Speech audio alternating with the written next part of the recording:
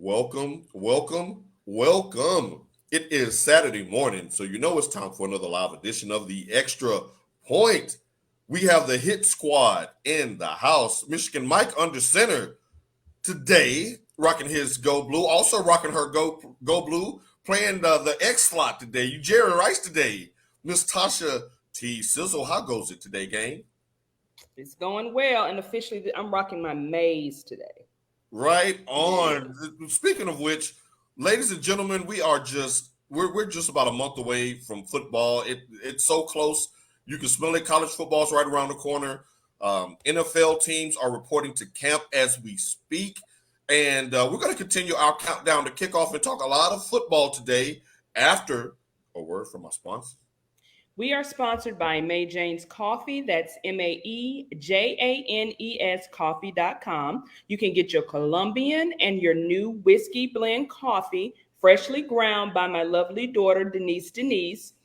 Guys, she's been burning the candle at both ends of the stick. She has picked up her physical training, had again her meal prep, as well as selling coffee while also holding down a regular 9-to-5 job.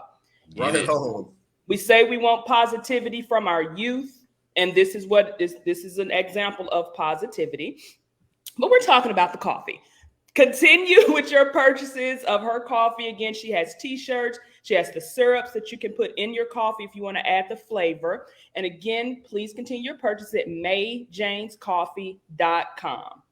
Right on. And congratulations to you, Miss Denise. Denise, keep up the great work. And we are also brought to you by Wolverine Comics. That's Wolverine_Comics TX on Instagram and Whatnot Stream.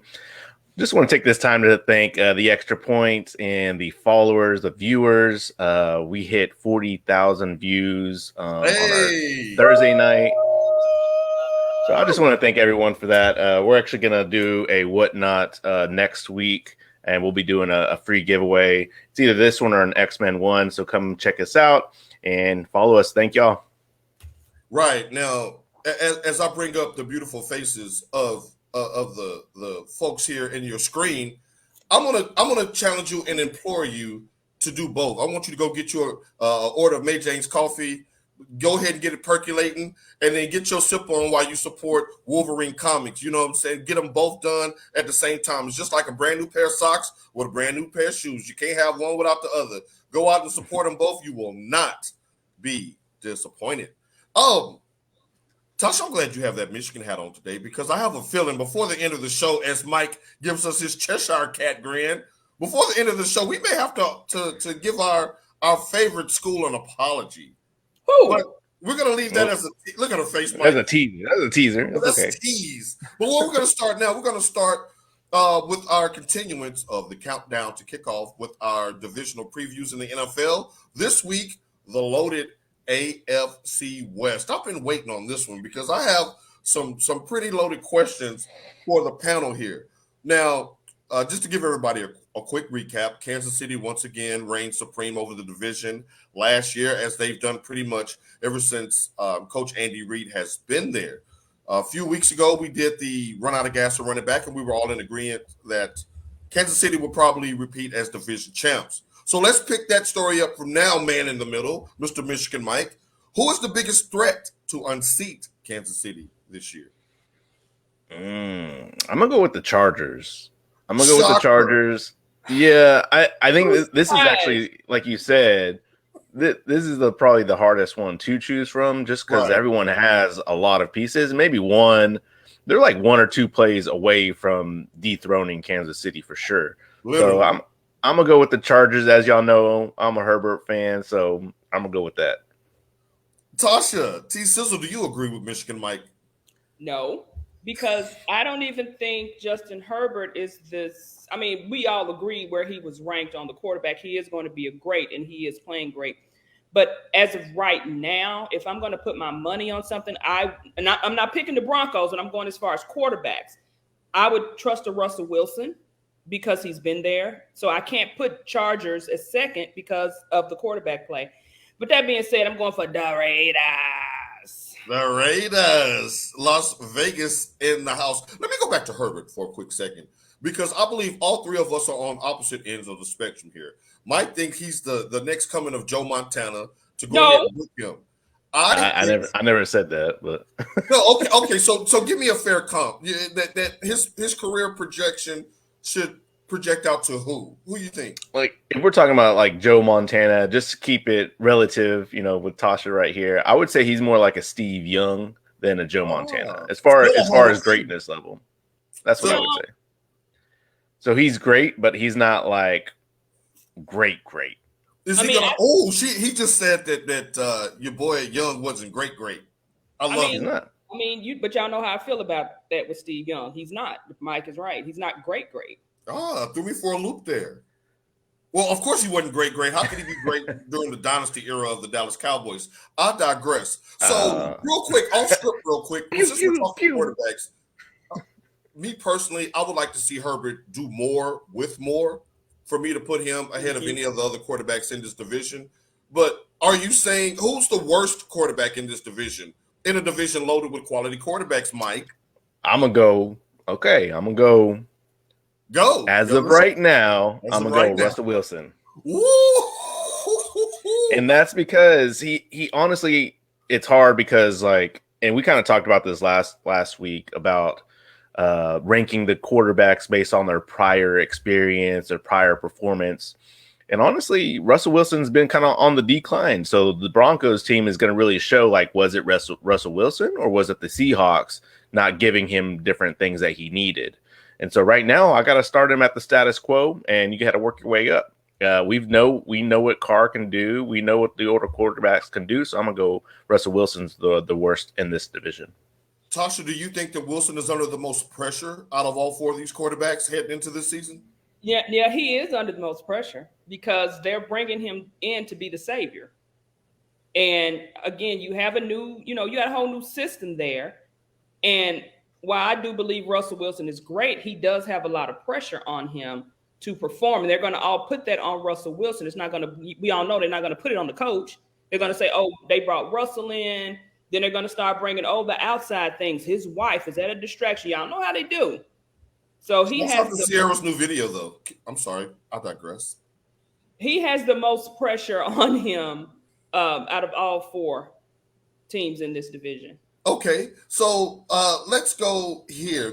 This division was also marked with huge transactions that went down in the offseason. Mike, I'm going to come back to you. Which do you think, looking back at the end of the season, when we get to the end of the season, looking back, actually, which will be the most impactful move that happened in this division? Would it be A, Tyreek Hill leaving Kansas City, B, Devontae Adams joining the Raiders, C, Khalil Mack joining the Chargers, or D, Russell Wilson to Denver? Well, if we're going to go back to the Chargers and me thinking that they'll be able to dethrone, I think Khalil Mack is a game changer on defense. He is. My second choice, which is a close second, would be Devontae Adams and the Raiders. I just think that the Raiders have a lot of pieces there. And come on, the past 5 years, I've been a pro Raiders. Come on, they can get through it. As far as we kind of all want them to show up. Yeah, they have a lot of talent there, and I think they have a lot of fight, which is kind of like their persona of old school Raiders. It's still the Raiders. Great point.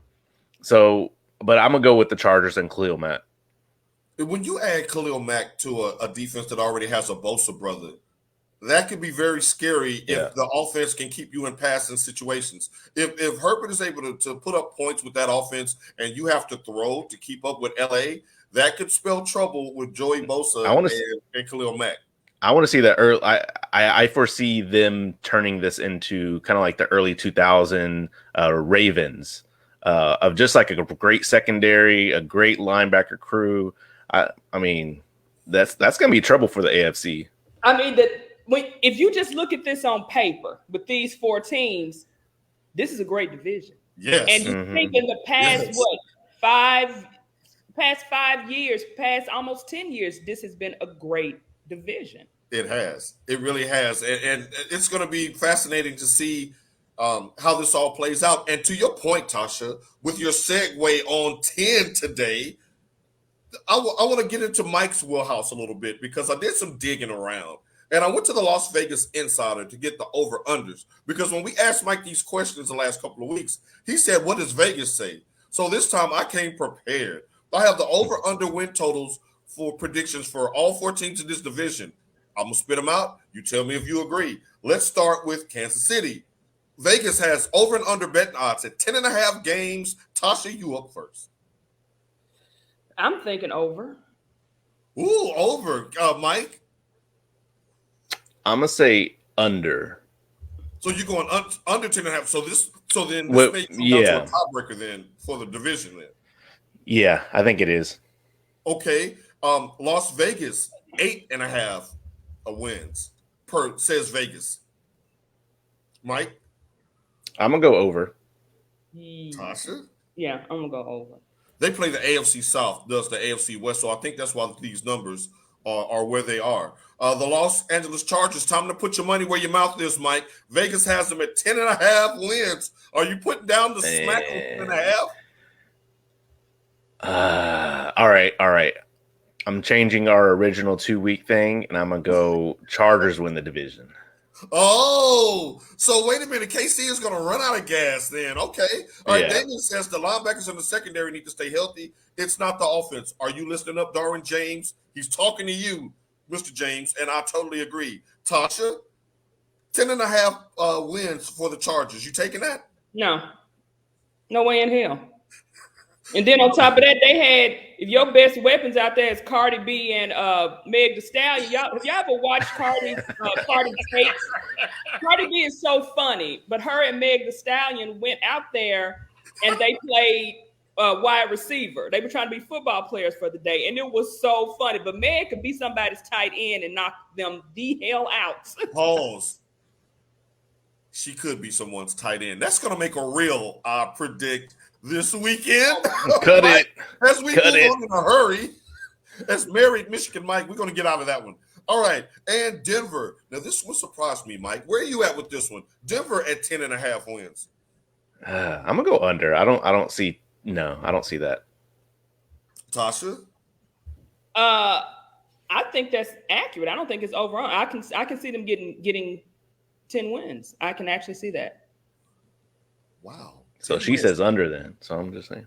Okay, so you're saying 10 wins will still be under, but you're saying so. Wait a minute. It's like when somebody say, "Oh, you want to be married with the white picket fence and have 2.6 kids." What the hell is the 0.6 of a kid? 2.6. Like I'll be happy with 2 or 3, maybe. I don't know. Right. Can we keep the Mike for the people who don't gamble as much as us? The 0.5 is that to tip you over or under one way and not have a lot of pushes.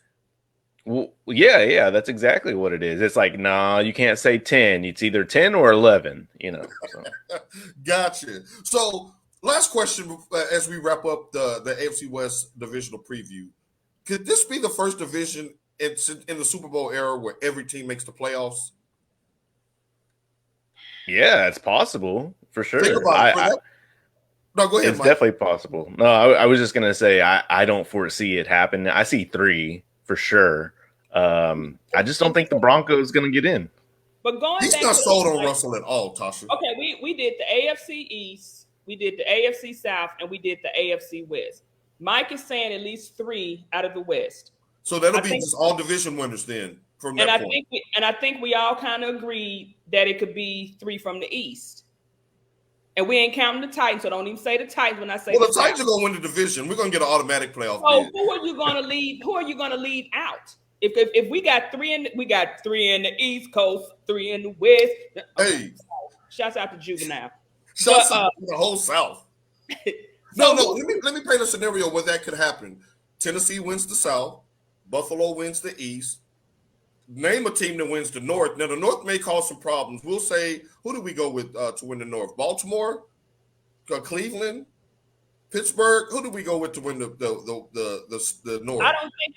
I don't know if we pick because it's Cincinnati, Baltimore. Oh, it was the Bengals. It was the Bengals. So let's say the Bengals win the North, the Bills win the East, the Titans win the South. There's 3 more slots left for the AFC West to take. That will be very interesting to see there. And speaking of the AFC North, I saw. speaking of the AFC North, there's all a segue me, and they haven't seen a copy of this script rundown. I love the hit squad for that. Your boy Deshaun Watson, Tasha. He's back in the news. Watch, insert eye roll. I know, Tasha, but we got to report on this. Now, Pro Football Talk, hosted by NBC NFL correspondent Mike Florio, has tweeted earlier this week that Watson. Not the beat of sweat. Not the beat of sweat. Mike, you are showing out. You are choosing violence this morning. Mike woke up and chose violence with his big game coffee. He said, I'm going to have some May James with a little splash of violence. I mean, I would be sweating too, so. My boy, look, he's like, man, where is Judge Robinson? What's he tripping? Yeah. All right. So, as it stands right now, that it's rumored that if the NFL hands down a 1-year suspension, that Deshaun Watson and the NFLPA are ready to sue the league. Tasha, let's come to you on this, because I remember when we first broached this subject, you said that he should be gone for life. Whole life? Where are you with this? Do you think this would be a smart move on Watson's behalf to sue the league if they give him a year? I'm getting ready to just say it. First of all, dude is a sexual predator. Let's just get that out. Why he need a platform? You ain't no victim. So why are you out here trying to sue people for stuff that you allegedly did? No, I'm talking about the stuff that he said he did. He said the stuff was consensual. So he's already admitted that he did it. But why are you out here trying to sue when you the one was out here acting a damn fool? The NFL wasn't acting a fool. You was the one getting tugged. You and your team, the Texans at that time, was the ones getting the tug and rubs. The tug and rub. We're gonna have to patent that on the extra point. Mike, you are shaking your head. Please chime in. No, I totally agree. I think it's so funny because it's like, if you're threatening to sue, is that the right plan of action from his side? It's like, okay, so you really want to play football. Oh wait, you said it's almost like if you ground your one of your kids and they're like, okay, well then I'm just gonna fail more grades. And it's like, oh, I mean, okay, if that's what you want to do, then you're not gonna have any Wi-Fi, you're not gonna have any this. I mean, we can play that game if you want. And so the NFL is like, okay, well then you just won't play here anymore, and we'll settle out of court for like $80,000, and then no one will remember you anymore. Kaepernick route, like we'll just fight you and throw you a little some little party money and get on out of here. Well, that's completely different, and I wouldn't even compare this to the Kaepernick route, but yes, and the fact of like you kind of just go away, yes. Mm-hmm. Now let's try to compare this to the Tom Brady route. Now, he was the last person that I saw that sued the league. He did lose, but the injunction allowed him to play those first few weeks of the season before everything was all said and done. Do you think there's an outside chance that Watson gets to start the season if they suspend him for a year and he files an injunction? I hope not. Look. And I mean, and y'all know when a woman says, look out. The thing is, it makes me, when I see young, successful Black athletes who I just think about Michael Vick's mom. And I remember, even though, I mean, y'all know I'm a dog lover, but I know dog fighting, that's just something that happens. To the look on that woman's face when she was standing up there with the lawyer, you think, Mike, look what Mike did. Look what Marcus did. You look at all these Black mothers. Deshaun's mother suffered from like tongue cancer. She can't even talk. You are embarrassing your family. And I take that to heart. You're giving the world. We sit up here talk about what the white man don't give us, what society doesn't give us. You have everything and then you don't know how to act. So take everything away from you. And then you'll realize what you really had. And you would appreciate it more. So that's just my thing on that. So I don't want him to play. And I really wish that Cleveland would not give him the money. That it's all about the money. Y'all know I want these people to get their money. I'm always talking about somebody getting paid. I don't even want him to get the money because I want him to be humble. Because you can't, just because you got money, that you just can't be out here acting a fool. Okay, now this is the land of second chances. There's plenty of NFL people that have done things. Now, I get that, but you suspended a wide receiver for gambling for 2 games for a whole season because you say, oh, conduct detrimental to the Shield. This shit ain't detrimental to the Shield. Damn the Shield. Damn it's about your self-respect. It's about you in general. That doesn't cross their mind. What it comes down to is, Tasha brought up a good point of protecting their brand, which I'm all down for and I totally agree with, because as a company, it's still a business and you still have to protect your brand, but you have to be consistent at it. And what the NFL needs to learn is you need to be consistent at it. So if you are going to, you're suspended for 8 games for this, you need to put it in some type of doc and so that handbook or whatever someone has so they can kind of go off the guide. And so when this happens, when you have so many counts that you can't count, like right. It should be like everyone knows, oh, okay, yeah, he'll be out for a season and a half or whatever it is.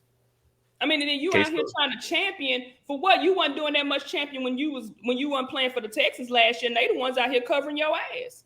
And I think that may be something that is factored into it, the fact that he didn't play last year. But to the point of consistency, that leads me to my next question, because also reported in that story by Mike Florio with Pro Football Talk was that Judge Sue Robinson, the former federal judge that's actually presiding over Watson's case, it says it's been rumored that she's leaning towards 2 to 8 game suspension. Now, we already know where you feel about the suspension and how you feel about that, Mike. But let's spin this forward. If you're the NFL and you're talking about brand recognition and you're talking about consistency, let me ask you this. What would be the worst case scenario, Mike? And we'll start with you. What would be the worst case scenario for the NFL?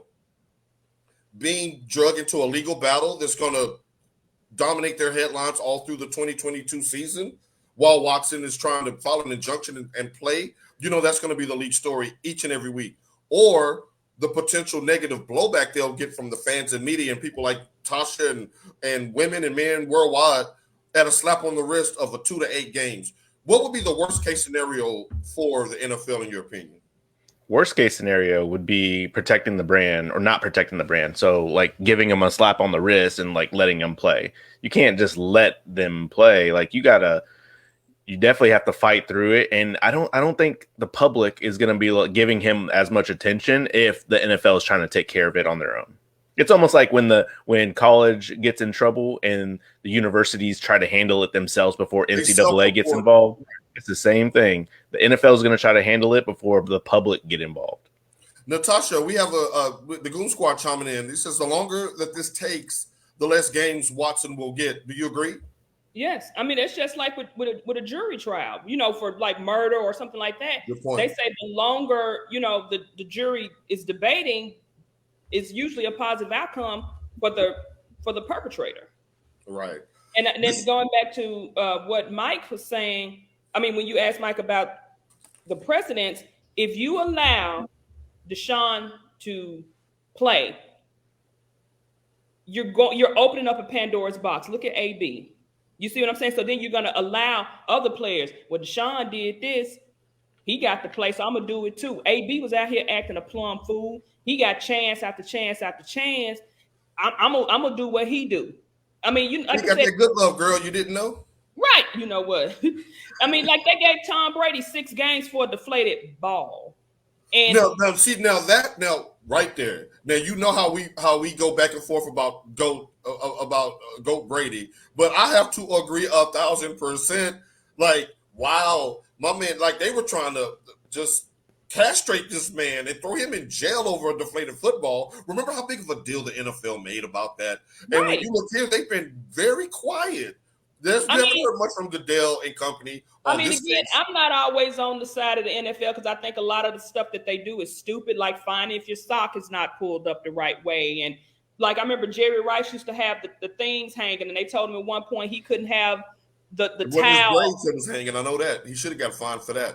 How do I get out of this? I'm saying you should have got fined for that. I'm just saying. I mean, just even going down to the abuse, like with Ray Rice and with his incident, like you set a precedence, but then you really don't. I mean, yeah, y'all banned this man for life, and I'm not saying, oh, that's a bad thing, because I think if you out here beating women, hey, something needs to be done about that. And y'all know I'm not a feminist at all. I'm usually the biggest female misogynist there ever is, but that is very true. It's really showing you that they do not give a damn about women. And I do believe some of these women was like, girl, it's Deshaun Watson, I'm finna get on. So they went with it. But you do have those few women who said, this is not what I wanted. So you're not basically supporting these women in their claims against him. And the Facebook user says, Pat's on her own video getting a happy ending. Nothing done to him at all. He was in a prostitution sting. And that goes to Mike's point about consistency within the league. Like in the handbook, if you get caught getting a crafty tug, you gone for X amount of games. So there's nothing to debate. There's nothing to sue about. You already know. Mike? And how come, the biggest thing that, okay, so media, we're very much like, we're attracted to certain stories, right?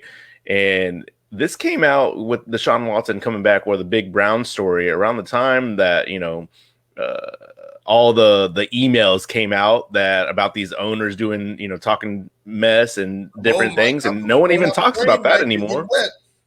No one even talks about that anymore. And to champion your point, there's a reason why Daniel Snyder is not being asked to sell his team, because he's gone on record to say, I'm burning the house down if y'all try to get me out of here. He's like, when those emails came out, you're thinking about somebody who they said, you don't even have to do this. You can just send us something in writing, just a verbal explanation. You don't even have to be deposed, because if he had to put his hand on that Bible and that right hand up, he might say, oh, since y'all want to, like Nino Brown. Hey, it was him. It was that guy. And you think about it. Insert my infamous GOAT phrase. Is somebody somewhere with some photos or somebody with some goats? Right, and we're not talking about greatest of all time in this instance. But Mike brings up an excellent point. That when they went to Capitol Hill, all of a sudden he comes to watch the story. Nobody's heard or read anything else about that, including Mike Florio, who was all over the Snyder case before the Watson trial started. So, hey, great insight. Good job by you. So we'll keep an eye on how that's going to shake out. I honestly think with the NFL, they're like no blood, no foul. The only reason why Ray Rice got done up is because the video released. If we don't have a visual video to keep playing on loop over and over and over again, then you're going to get on the lighter side of punishment with the NFL. Well, also the thing is, they see Watson, assaulting these women. But the NFL really does not need a conviction to hand down a suspension. Hence, we may be headed for a long legal battle, which is not good for the league. It's not good for fantasy football. It's not good for anything. It's just, we've waited so long for football. I don't want to talk about Deshaun Watson every week. I want to talk about why the Titans are 8-0 and how Derrick Henry's on pace for 2,200 yards rushing. You saw his Madden rating, didn't you? 97, baby. 97. You pull your crown out. Where's your crown? It's always close. Bob, thank you, Tasha T. Sizzle. The man is a 97 coming off a broke foot. You gotta love it. All right. Now we're in the South, so a lot of people that watch the show love them some SEC, the Southeastern Conference. Mike, don't throw up in your mouth. Stay with me here. Now, the national pundits call SEC Media Days week the official start of the college football season, because that's where the big boy coaches, usually the returning defending national champions, get to the podium. They start speaking. Usually the Heisman candidates start talking about the upcoming season. This year was no different. However, in following SEC Media Days this year, I saw a recurring theme. All of the coaches were just complaining about the name, image, and likeness bill that was passed. All of them were complaining about NIL. Some, like Nick Saban, wanted it abolished. Some, like Lane Kiffin, head coach at Ole Miss, wanted a salary cap. Let me start with you with this one, Mike. Do you think that a salary cap should be put in place for the NIL for these kids? No, I mean, at least not right now, especially when it just came out. Like, the only time a salary cap needs to be put in place is if certain things get out of line, and for some reason, I don't know, like kids are just running wild with the money. Like I don't see like a reason right now to do it. I think all the whole reason why they're stomping their feet is because they start seeing, and I think you brought this up off script or offline, was that it's people, they're starting to notice that it's a leveler, right? So like SEC has been up here given their own money, but I'll digress, Tennessee. But we're gonna get to that. But it's a leveler. So like once the NIL comes, it's like this, and they know it's coming too. So they're like, right. And to Mike's point, if you're Vanderbilt, if you're Northwestern, having money is not going to make that big a difference because kids ultimately want to win. But if you're a team in that 12 to 20 range, nationally ranked year in and year out, you really have a chance to get playing time if you're a kid and get more money. And I have a chance to go to the college football playoff. I mean, now you look at a Michigan State, a Penn State, a Florida State, a Miami. Those teams look a lot more attractive. Those schools actually look a lot more attractive if you're paying these freshmen coming on campus. Oh, I don't have to sit behind the 3 5-star Ohio State quarterbacks. Oh, I don't have to sit behind 3 5-star middle linebackers at Alabama. I can go to, go play at Florida State. I can go play at Michigan, play right away, and still get my money. I think the SEC is scared of that. Tasha, why is it only SEC coaches that's complaining about the NIL? We haven't heard this come out of any other media day so far. And you can see this in my notes, and I'm going to hold it up right here. When I read that, because I read it this morning, it says NIL equals competition. Mike, it equals competition. If you're Saban, not only are you starting to lose the recruiting war internally to Texas A&M and Georgia, but now you're going to have teams like Michigan and teams of that nature. Yes, I'm going Michigan, go blue. You see the amazing blue on their heels. Think about it. Michigan right now is the top dog of the Big Ten. We're going to get to them in just a second. That was another tease. But there was one coach really that stood out more than any that really raised my eyebrow, and that was defending national champion coach Kirby Smart of the Georgia Bulldogs. He was really, really. Let's just play the clip of what he talked about, and then we'll get to that. All right, so DJ, we're gonna drop that track in 3, 2. You got to share it first. Oh, you're right. You got to share my side first. There he is. There he is. Yeah. There he is. And we're gonna drop that track in 3, 2, and 1. Sustainable, because I don't think what's going on in college football right now at some places is sustainable. Meaning, can you do that year in and year out and repeat that? Can you honor the commitment that some people are trying to make to kids to get them to go to their school? It's not good for college football. Okay, so he's saying it's not good for college football that we're making these promises to these kids. And he went on specifically to say, good job by you, Mike. He went on specifically to talk about the incoming freshmen. He basically said that the NIL money should be reserved for the veteran players, the players with seniority, and that handing a kid $10,000 a month would be detrimental to their well-being. He even went so far as to say, and I'm paraphrasing here, but it's pretty close to accurate quote, if you would have handed me $10,000 a month as a kid, that's $120,000 in a year. I wouldn't be who I am today had they given me that money. These kids, they need to earn this money. Then he turns around and signs a record deal of $112 million over the next 10 years. Nobody's talking about his money, though. He's the highest paid coach in college football by a long shot now. But he doesn't want the freshmen coming on campus to get money. I smell hypocrisy. Tasha, what do you think about that? The only the good point that I think he has with that is maintaining that payment. Because I knew the guy who owned Carnival Kia. You remember Carnival Kia with the big Ferris wheel? Mm-hmm. Well, he went through some things, and guess what? It ain't Carnival Kia no more. So if you sign on to endorse Carnival Kia goes belly up because he did what he did. Where you gonna get your money from? So you're gonna leave because you're gonna leave Alabama, which you said your dream school, because Carnival Kia can't slide you that change no more? Mike, would you? sustainability. Like, I get that point. Yeah, so that's exactly what Good point, Kirby Joshua. Smart was talking about is like, and I think a lot of schools are, and that's what he's more attacking the schools. So he's talking about these the schools I think that are taking his talent. That's pretty much saying you're promising these kids this NIL opportunity, but you can't necessarily guarantee an opportunity of this size. And I agree and disagree. In the fact of you should still let life play it out, right?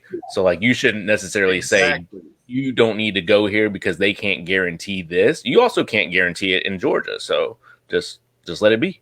Well, these coaches don't even have to guarantee that they're going to be there past the freshman year. Yeah, I mean, you can sign somebody on and pay them $10 million to come on campus as a freshman, and then you can leave their sophomore year. Watch, he'll go for an NFL job real quick. So That's why I love that they do have the transfer. Now, I mean, I think a lot of people are abusing the transfer portal, but I agree with it because look at what Lincoln Riley did in the middle of the night. Right. So who's to say, I came here to play for Lincoln Riley and now he's gone. So I'm supposed to stay here and play? Because let's be truthful, a lot of these kids, I'll say 60, 70%, no, it may not even be that high, are going because it's the university, but the other people are going because it's the coach. They want to play for a particular coach. And in recruiting, it is the relationship building that you have with the position coaches, with the head coach. You promised little Mike, you was going to be there, Harbaugh, and now you talking about you going back to the NFL, Right. And there's nothing that the kid can do about it other than transfer or just stay there. It's fascinating how that works, but I do find it disturbing to use the scenario of if I would have gotten the money as a freshman, I wouldn't be the person that I am today. I think that we do the kids a disservice by projecting our own fears onto them. LeBron James got a $90 million contract from Nike at age 18. He turned out just fine. LaMelo Ball didn't even go to college. He went to Lithuania to finish high school. I mean, it was shaky. It was shaky. But he wound up being the rookie of the year and on national commercials with Hulu and with AT&T, and he's going to be making $30 million a year on his next contract. Mike? And we all go through mistakes, through life. And that's why they say, 20s is so hard because that's when you start making your own money and you start making your own mistakes. They're like, oh, dang, I shouldn't win out last night, that type of stuff. And so when you hit your 30s, then you're like, okay, a little bit more responsible. Now, imagine if they get their money a little bit earlier so that when they hit their mid-20s, they're like, oh, okay, I'm not going to do that again. So, I mean, I'm all for them getting their money a little bit earlier so that they can make those mistakes early on and then learn about life. I agree. I got 2 points to that. I was just getting ready to say what Facebook users saying. When you get Texas in that SEC and that old oil money come up, Texas gonna have now what y'all know about them Texas boys coming down in candy toys. Noise. But talking about Big Pimpin', all right. Now, for anybody who doesn't know how Texas get down, you need to watch Pony Excess, the 30 for 30 on ESPN. If you have ESPN on demand, watch the Pony Excess and see how Texas was shelling out money when it was illegal. Mm-hmm. Can you imagine what they're going to shell out now? And you got Arch Manning coming to town with the whole second line that's going to come in behind him with New Orleans in the house. And University of Texas has I would say a special brand in the fact that people don't necessarily care or know that it's in Austin. They just know that it represents Texas as a state. They see the burnt orange and they see a longhorn and they're like, oh yeah, that's the state of Texas. Orange. Yeah. Right. Iconic burnt orange. And then my second point was I was looking at the news and they were talking about the jackpot that's up to whatever. And if you get the lump sum, it's $244 million. The statistics say people who get $244 million go broke in 5 years. People who win the lotto go broke in 5 years. So I kind of understand what he was saying about that. If you give them to them, they're gonna mishandle it. But to Mike's point, give it to them early so they know. But isn't giving it to them? Aren't they earning it? It's not like I mean, to give a kid who has not done anything or who may or may not be a starter to give him that kind of money, I don't think you need to. Now, if I think. Go ahead. If no. Hey, y'all two people was trying to let each other out of the door first. No, politeness on the extra point. No, you go. Right, they're like, no, you go. No, I'm not. No, I insist. If you're coming in and you are the bona fide starter, don't get there and you talking about, oh, I'm in competition to play, and then you got somebody shelling out money, and then you end up being second or third string. I think a lot of things that people don't talk about is try to put it in like hindsight of like a different collegiate student, right? So like I'm thinking more of like, okay, people go for engineering science degrees on the university and they get $250,000 grants, but no one talks about like them messing up their future because they're getting a $250,000 grant. Mike, you're standing in the rain. Come on out the rain. You're getting the people wet. I'm just saying, like, it only seems to happen with athletes, which I think goes back to a preconceived notion. Like, don't dumb them down. Coming on campus. Don't dumb them down. That's all I'm saying. Don't dumb them down. They're very smart individuals. And I mean, if they make mistakes, they make mistakes. That they're just like humans. Like there are smart humans, there are dumb adults or whatever. Like they're gonna make mistakes. And you two, even off camera, are perfect examples of how this could manifest itself, because you guys have the skins on the wall. You have two boys. One could go on an academic scholarship. One could go on a music scholarship. If they were to get outside jobs with the symphony and they decide to pay your son $150,000 a year to go tour the symphony during the summer, he can go get that money, and nobody's worried about his financial well-being. Nobody even bats an eye at that. If your other son, he gets an internship at some Fortune 500 company in New York, gets to fly up there, make a ton of money, come back and go to school. Nobody really shakes a stick at that. It just seems like that only applies to athletics. Langston says, right. Shouts out to Uncle Langston checking in. But I want to go back to what Damian just said. He says the NIL needs to be its own separate entity, not tied to any school, just a business dealing with individuals on its own merit. Tasha, how do you think that would work? Was it? I don't know who it was that said, if you're going to give these students, these athletes this money, you need to have some sort of literacy program about financial literacy. And I think that should be in high school curriculum, period. Yes. Like y'all want to teach somebody calculus and geometry, teach them how to manage money. Right. And about FICA. Yes. FICA, do you hear us? You to get a house, that FICA is not your credit score. It's your FICA, and people don't know that. But and I think that would be a good idea to have the NIL separately, where they can go in and deal specifically with the child and that family, not even take it through the school. I agree. I think that would take some of the messiness out of it. And Damian, I don't know if he's got his May James coffee this morning, but he's actually walking me into something that I wanted to start with Mike about, because it is SEC related. Now, Langston says Coach Baker an All-American said it. All right, I got sidetracked there. Mike, just yesterday we saw where Tennessee has now got notice of infractions, 18 violations dating back to the Jeremy Pruitt days. Do you know, University of Tennessee fans, that Jeremy Pruitt had 18 violations and 16 wins during his tenure at Tennessee? Was that not a success? Let me digress. I didn't read about this. Yes, they just got a notice of violation during the Jeremy Pruitt days, where they were 18 violations. Mike, stop smiling. This is no, I'm not. That's just alma mater. I would hate that. Mama, go ahead, pause this segment. Go walk the dogs. We gotta talk. I got here being blasphemous. Your mom's like, where's that off button? Right, where's the little click off of this? Mike, look, okay. Infractions aside, it leads me to a bigger question, and immediately I thought about this when I saw it. And thank you for reminding me to bring this up.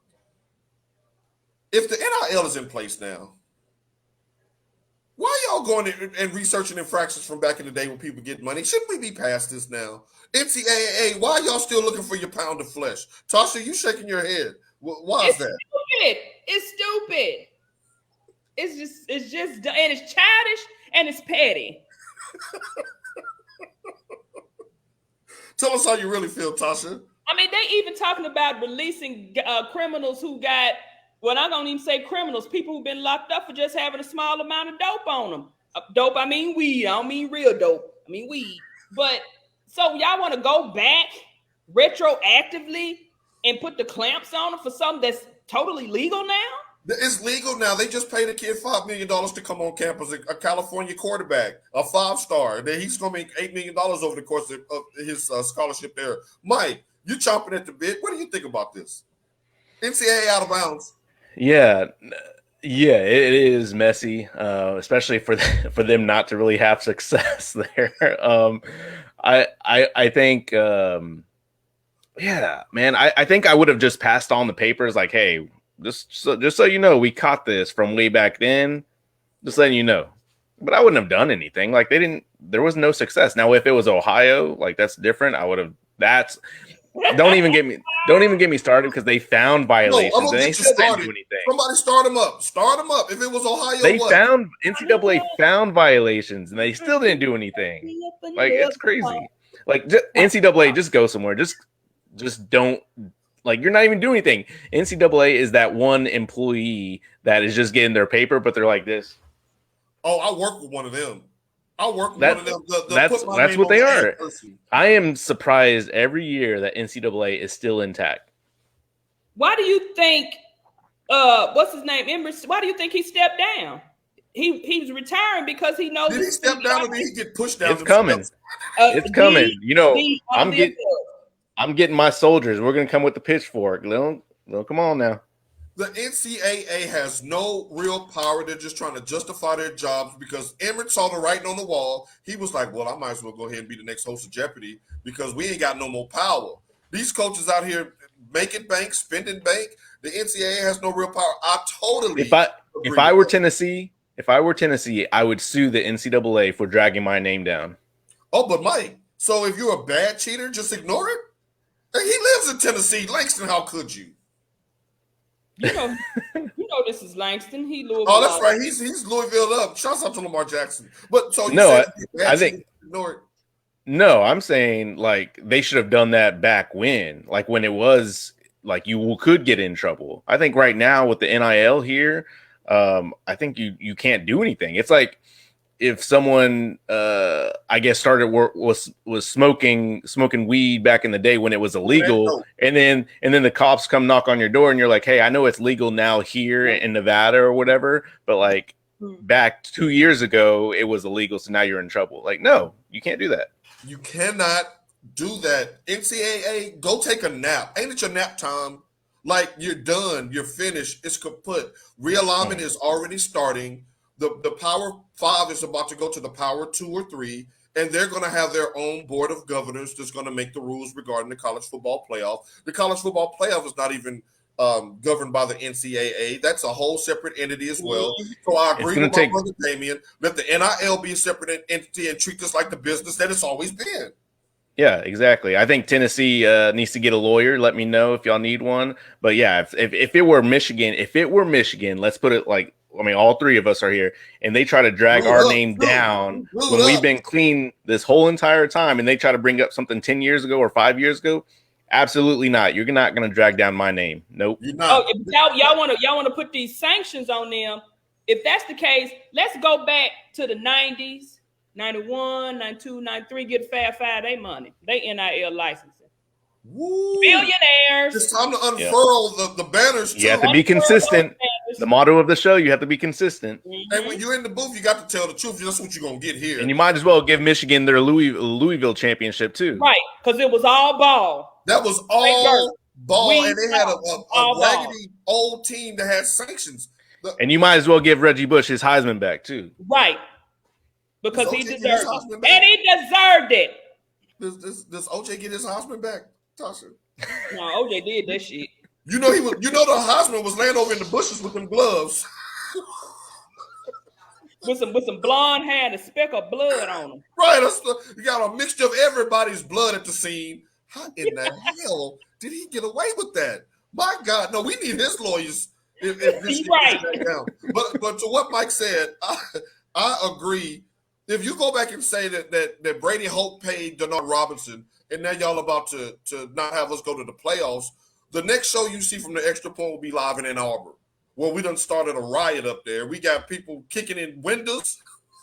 But wait a minute, to Langston's point, whenever you hear something about that SMU death penalty, they always talking about that Trans Am.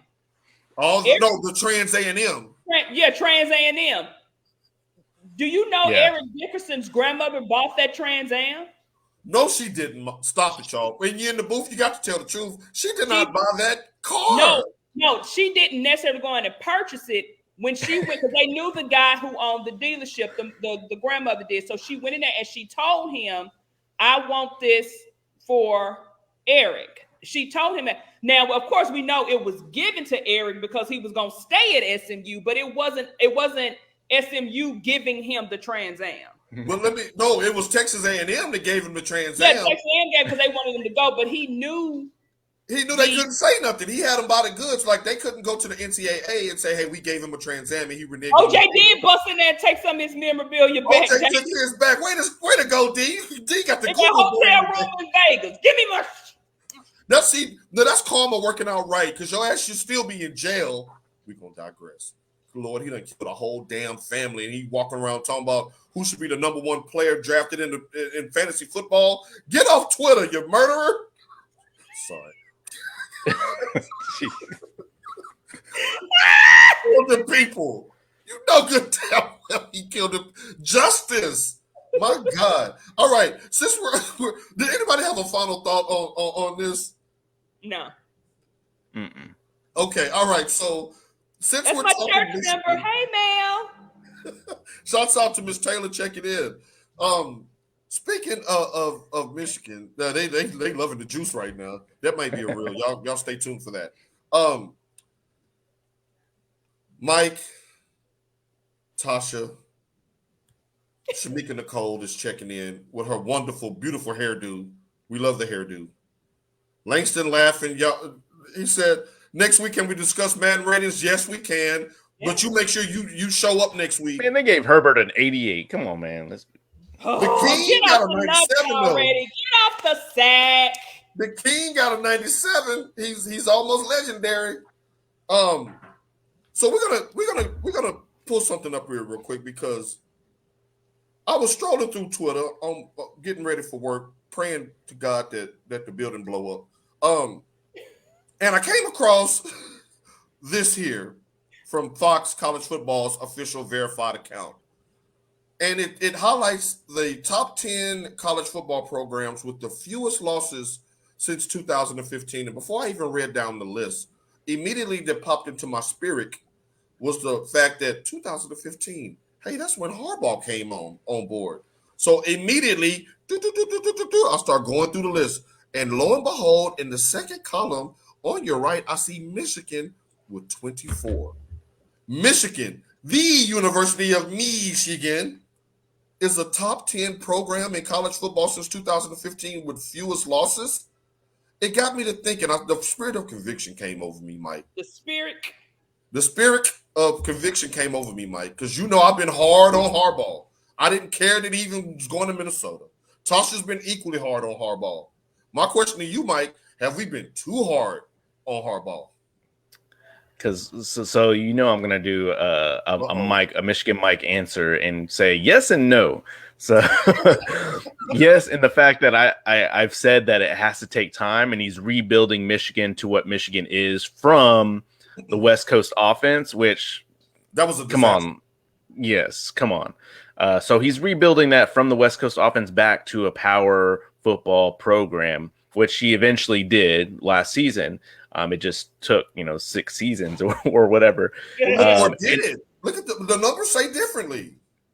Like, it wasn't like they lost their way to the Big Ten title last year. It looks like they won their way. Yeah. So what I'm saying is, no, y'all aren't necessarily wrong for having high expectations, because if you break it down, that's 4 losses per season. And as a Michigan fan, as a Michigan program, that's too many losses.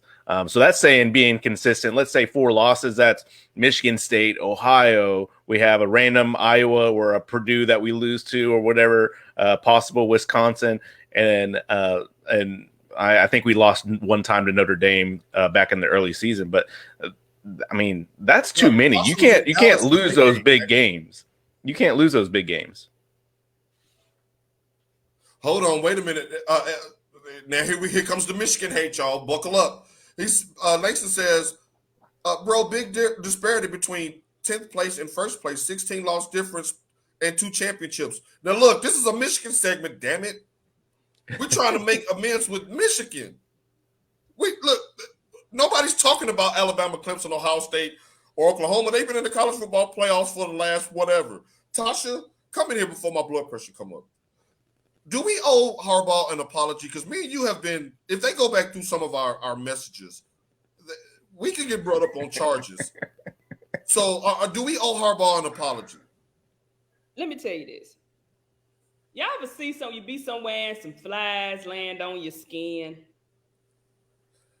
Flies be on people, they be on cattle. And see, that does something to me. Because why the hell you got flies landing on you? That's Harbaugh with me when it comes to him in Michigan. Why you got flies landing on you? Please explain. You come in here, and you can't necessarily say it's his fault too, because the program and alumni, fans, everybody's pushing Harbaugh to get the job. He's a Don't Michigan. gas her up, Langston. Keep going, Tasha. I mean, it's the truth. He's a Michigan man. They're big on that. I'm big on that. You come in here, you're bumping your gums, you're wearing your flat front khakis, you're standing on the sideline, pushing your glasses up, and you ain't winning shit. You're living in tree houses with kids, which is a bit creepy. You're doing all of this, you're doing all of that, and you're not producing on the field. Alabama goes out there and play their SEC schedule. Alabama ain't losing to Texas A&M. Alabama's not losing to Clanger. Alabama's not losing to Texas A&M beat them last year. I'm just saying. You say consistently. We're talking about in this. Clemson, okay, they in a watered down ACC, but they beating everybody they supposed to beat. You give even Ohio, the FIs, they beating everybody they supposed to beat. Michigan doesn't beat everybody they supposed to beat. Like Mike said, Iowa plays us tough every year. Every year. It's no reason why Iowa should be playing us tough, because we are Michigan. We did get them in the Big Ten championship game last year. But it shouldn't be that. Little brother, Michigan State. It should not be that. Well, they get more. Mike, look at this, and keep going, Tasha. But I'm just saying, man, they are killing us. I mean, these teams that are ranked above them. I mean, Wisconsin has just kind of come up. Wisconsin hasn't always just been the top echelon. Let's just get that out there. But they beat the teams they're supposed to beat. Like, we shouldn't lose to Wisconsin. We lost to Wisconsin a couple of times. Like, those are schools that we should beat. But the thing is, one thing that I don't want to get lost on this list either is that Michigan has beaten teams that's on this list ahead of them. But not on a consistent basis. Alabama has lost to Georgia. What? They lost in the championship, and then they lost the SEC. Alabama beats the teams they're supposed to beat. Just like that's the same argument with Georgia. Georgia beats all the teams they're supposed to beat. It's always going to be Georgia and Alabama because they're doing what they're supposed to be doing at the bottom to get to the top. Michigan doesn't do what it needs to do at the bottom to get to where they need to be. Mike, I need you to chime in here. Yes, I got you. Help me. So if we look at, to what Paul's saying, Michigan as of right now, as a football team organization, they can beat Wisconsin. They beat them regularly, I would say, because they rarely meet anymore. It's like every other years or every 3 years or whatever. And we own that one. Boise State, let's be real. Who are they playing anyways? Were they Mountain West or whatever? Notre Dame, we consistently beat them. They catch hands. Notre Dame we beat Notre Dame regularly. App State, we beat them in 2015. Thank you. We got that rematch. So we look at the top five. It comes down to the top five, okay, which is right where we wanted to be against those teams. We just beat Ohio. Georgia's averaging three losses per year. So Michigan is only one loss after the fact, and now we're starting to hit our peak. So let's check back in another 5 years and let's redo this list. I think Michigan's going to be in the top five. Let me ask the people out here this, because we're getting a lot of SEC hate. They're saying, like, as of right now, Michigan isn't on Alabama's level. No, they aren't. But the question was the reason why I brought this up, and the question I posed to Michigan fans, and of course we're one of those schools that you either love or you hate or you love to hate because of fans like us. We wear our Go Blue proud. Tasha's ready to beat up a lady at the fair. We telling her mind her damn business, and we all in Michigan gear. Like, that's how we get down. Mike was ready to beat up a Georgia fan after Trey Burke hit the game-saving 3 to put us in overtime in the Sweet 16. I was there. I saw it with my own 2 eyes. I'm not going to say what happened after that, Mike. We'll keep that off camera. Mike was like, woo, don't tell that next part. But what I'm saying is that at the end of the Brady Hoke era, when Harbaugh was announced as the new head coach coming in the spring of 2015, if you would have told Michigan fans for what that Rich Rodriguez and Brady Hoke era was like after Lloyd Carr left, hey, over the next 7 years, you're going to have the 10th fewest losses in college football. I think we would have all signed up for that. True or not? Yeah, I think so. And for the people that are saying we're not on Alabama's level right now, I hear you. I hear you, but I also going to disagree because disagree. Georgia beat Alabama by what? 20 points. Georgia also beat Michigan by how many? 20 points. Did they blow us out? No. It was 20 points, the same as Alabama. Georgia dominated last season, and I'm not going to say we kept up with Georgia, but neither did Alabama. And we dominated Ohio State for the people saying he had a losing record against Ohio State. We dominated that game. I know I'm the truth serum because y'all be wearing y'all damn hearts on y'all sleeves. You in this booth. No, I wear it on my sleeves and my heart. It pump maize and blue. What you got? Y'all know good and damn well we ain't on the level of Alabama. So, Mike, now we can say this. Can't nobody else say it. Mike, we're not on the same level as Alabama. And you know that. We are not. Alabama has, since Gene Stallings left. We won the Big Ten. They didn't win. We're talking about last season. Go ahead. Oh, we going back. He got up here 2015. Why for I can't talk about what happened in the past, but he got up here 2015. Tasha, are you still triggered by that game in Texas? We had to watch Denard Robinson get his helmet knocked off by Bama. Man, we was sitting there in them stands like a Mission College homecoming in school days. Yeah, I was like, nah, I'm not going to that game. Right, we were so like G5G. And then we was like this. Shouts out to Carlos Diaz, the late great Carlos Diaz. Took one on the shoulder for us and took us and got us them big ass drinks like that with the margarita that's about this tall. But anyway, look, he said Alabama's damn near a pro team with all those first round picks. Now wait a minute. Last season, last 2 seasons, I don't give Alabama that damn near pro team label. In the past, especially when pull your crown out, Paul, especially when the Cane was there, you knew that those were NFL type caliber players. You could look at those boys and be like, uh-oh. What Bama player was selected ahead of Aiden Hutchinson? I'll wait.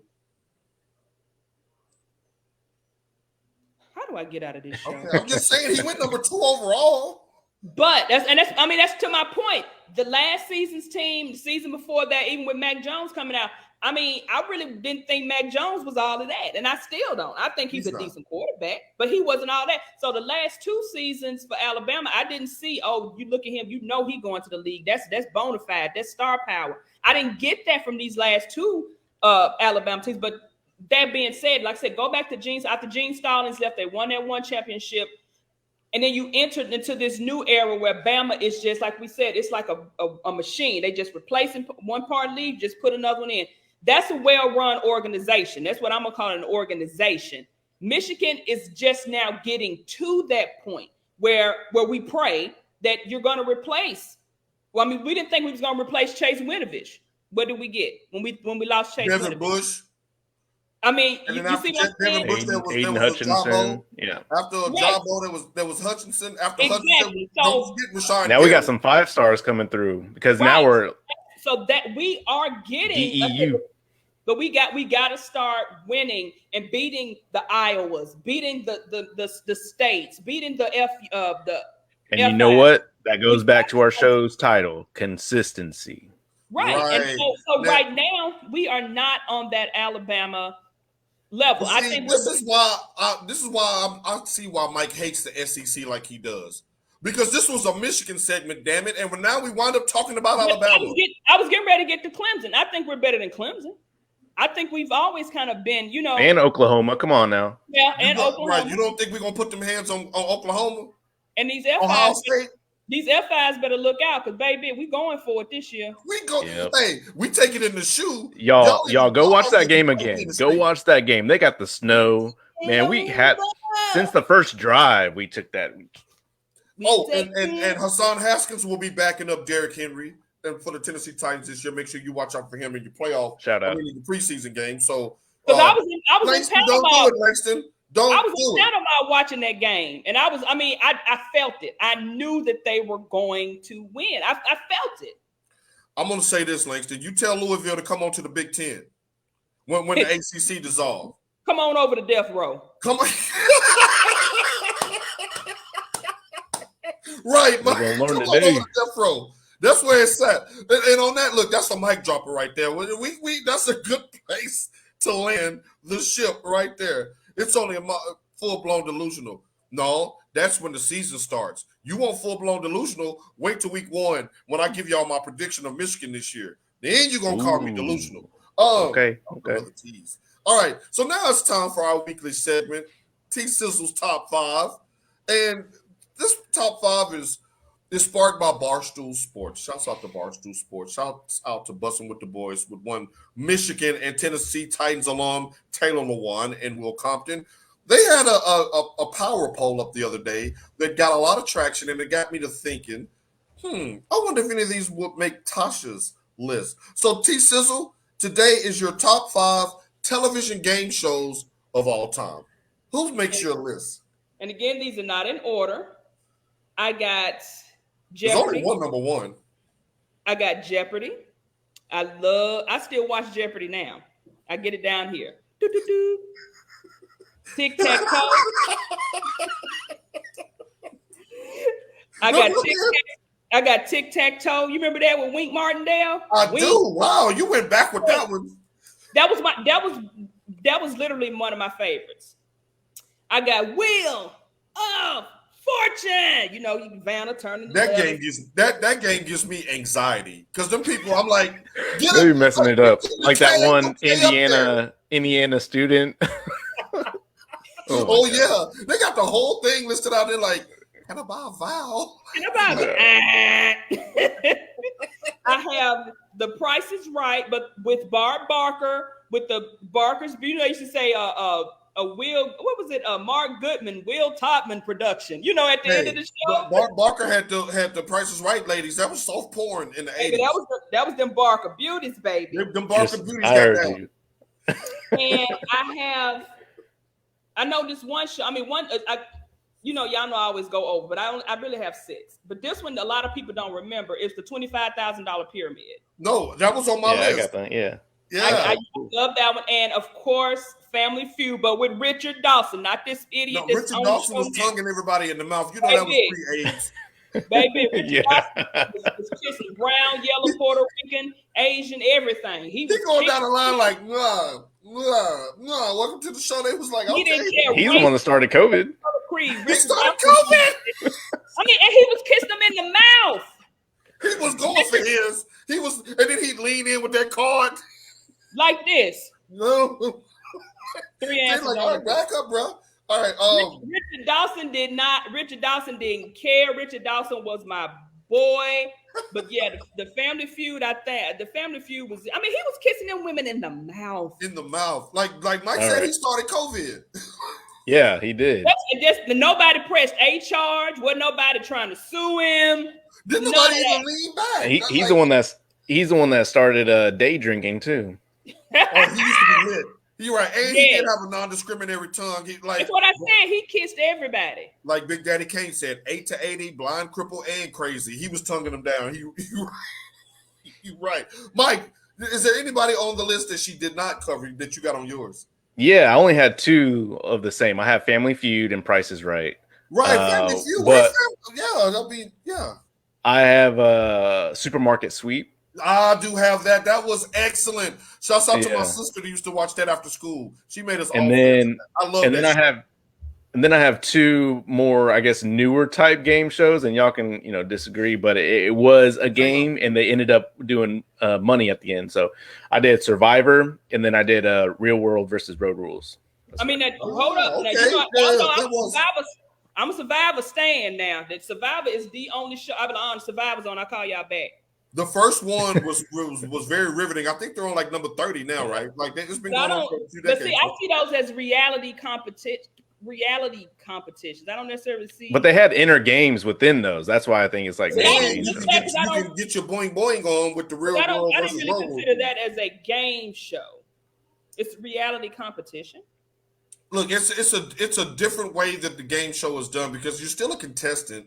You're still playing for a prize. You just get the boink in between episodes. I mean, because I don't watch game shows anymore. I don't watch any game shows anymore. But when I got my cable hooked up and I started watching Survivor, They have a we game watch. show Oh, network. Tasha, do you watch Alone on Netflix? It's kind of similar to Survivor, but you should check that out. oh, I'm gonna have to do that then because I love Survivor. I mean, I really do. I didn't watch Survivor. I started watching Survivor the first season, probably about the 4th episode, and I missed one season when I was here. Mhm. Wow, Check it out. nice. One of the things on my bucket list is to be on the Showcase Showdown. I could tell you how much an iron is. I could tell you how much some skis are. I could tell you how much a washer and dryer set is, whether they're horizontal or stacked. I could tell you how much a trip to Aspen costs. I'm ready. Yeah. Like, I'm gonna bet $1, and y'all gonna get me up on that stage, and I'm gonna make it happen. Well, they'll have a toaster on The Price is Right that costs $98. Hey, that's for that. Yeah, they have those West Coast prices. I'm like, what? Right, with that Black and inflation. Decker toaster $8. I mean, $98. No, Davey says ain't nobody holding no microphone on Survivor. Yeah, there is. They have a have host. They have a host. Come on now. They have a boom mic hanging over like this, but ain't nobody walking up there little skinny Hey, microphone. he have his Hawaiian shirt on at the end. He be like sitting there all that with the fire around him. It's great drama. But He put that flame out. he said, "They get out of here." All right, shout outs. Mike, who you shouting out this week? Cameron, our son, is turning 15 today. Happy So birthday, shout out to Cameron. him. All right. Is he having a quinceañero today? No. We're just gonna go out to a nice dinner tonight. Where's his friends? Right, he said He went to the water park the other day. So with flip flops on. Okay, I was going to say that he's 15 now. Let him bring some company. The tribe has spoken. Right, the tribe has spoken. Tasha, who you shouting out? You know what? I always have all these people in mind, and then I forget when we get on the show. That's a product of me smoking that icky. Icky. Ooh. Okay. Ooh, it's Saturday. I'm gonna thank you for catching that reference, Tasha. You always catch them. I'm gonna take a page out of your book, Tasha. Now, this shout out is a little bit controversial given recent events, but hold on, wait a minute. We got another shout out here before we close. My grandson is turning the young prince. happy birthday! Happy birthday, little man! And go blue to you because he's gonna be a Michigan man. I see it in the I'm gonna send him. Tell me your address. I'll send him a onesie. Right, we're gonna get him that onesie. Yeah, and the thing is, you'll know his size because just click on Langston's page. There's plenty of pictures of his grandson, who is adorable. I'm gonna give a shout out to one Mr. Vincent McMahon, founder, owner. See, don't know. You look up at this camera What, right now. the XFL? Founder of the WWF turned WWE. Mr. Turn to the XFL. He announced. Stop it. He announced, "Hey, you picked Barry Bonds last week, so I get to pick a controversial figure." He at 77 years old, he's finally stepping down and retiring from WWE. I'm just saying, he said he's gonna wipe his butt with it. No, you're not. That's gonna be a championship. A championship outfit. He brought us Hulk Hogan. He brought us Andre the Giant. He brought us Junkyard Dog. He brought us Coco Beware. He brought us WrestleMania. He brought us SummerSlam. He brought us China. He brought us Triple H. He brought us so many iconic moments. So many, man, me and my brother were Hulkamaniacs. We loved wrestling growing up, and I'm going to miss him because what he did with wrestling He gives so many kids joy. My nephew loves wrestling. WrestleMania is coming. I mean, SummerSlam is coming to Nashville. I'm trying to take my nephew because he's a big wrestling fan now. I was able to go to a WrestleMania before. It was awesome. So, Vince McMahon, you are a trailblazer, and I know you like to slide in them skins and still handle your business. But if you can do that at 77 years old, I don't care whose skins it is. Slide on, my brother. Slide on. Shouts out to him. Don't you do it, Crickets. And with that, he ain't got no love for Vince McMahon. Yes, like Langston said, he is an icon. And history is going to treat him better than you two treating him right now.